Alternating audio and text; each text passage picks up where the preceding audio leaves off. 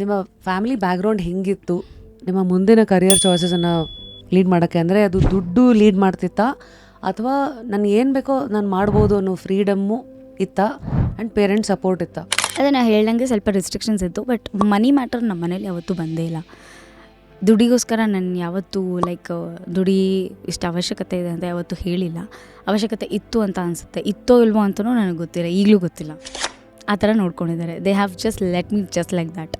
But my father really want me to do something because I think he knew ಅನಿಸುತ್ತೆ. ನಾನು ಬಿಗಿನಿಂಗಿಂದನೂ ಪ್ರತಿ ಸಲವೂ ಪೇರೆಂಟ್ಸ್ ಟೀಚರ್ಸ್ ಮೀಟಿಂಗಲ್ಲಿ ಶಿ ಇಸ್ ನಾಟ್ ಸ್ಟಡಿಂಗ್ ಅಂತಲೇ ಬರ್ತಿದ್ದೆ ಹೊರತು ಈ ಸಲ ಪರವಾಗಿಲ್ಲ ರೀ ಚೆನ್ನಾಗಿ ಓದಿದ್ದಾರೆ ಅನ್ನೋ ಹಿಸ್ಟ್ರಿನೇ ಇಲ್ಲ ನಂದು.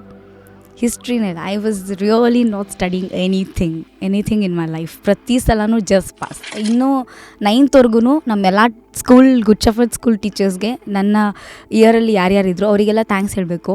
ಪ್ರಿನ್ಸಿಪಲಿಂದ ಹಿಡಿದು ಎಲ್ಲರೂ ನನ್ನ ತಳ್ಳಿರೋದೆ, ಜಸ್ಟ್ ಪುಷ್ ಮಾಡಿರೋದೆ ಅಷ್ಟೇ.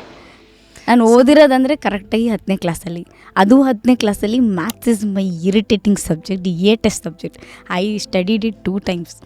2 ಸತಿ ಅದನ್ನು ಓದಿ ಪಾಸ್ ಮಾಡಿರೋದು. ಆ್ಯಂಡ್ PUC ನಲ್ಲಿ ಫಸ್ಟ್ ಟೈಮೇ ಪಾಸ್ ಆಗಿದ್ದಕ್ಕೆ ನಮ್ಮಪ್ಪ ಊರಿಗೆ ಸ್ವೀಟ್ ಹಂಚಿದ್ದಾರೆ. ಅದು ಜಸ್ಟ್ ಪಾಸ್ ಆಗಿದ್ದಕ್ಕೆ. ಫಸ್ಟ್ ಕ್ಲಾಸು ಅಲ್ಲ, ಎಂಥದ್ದು ಅಲ್ಲ. ಫುಲ್ ವಿಡಿಯೋನ ನೋಡಿ on Rapid Rashmi's YouTube channel.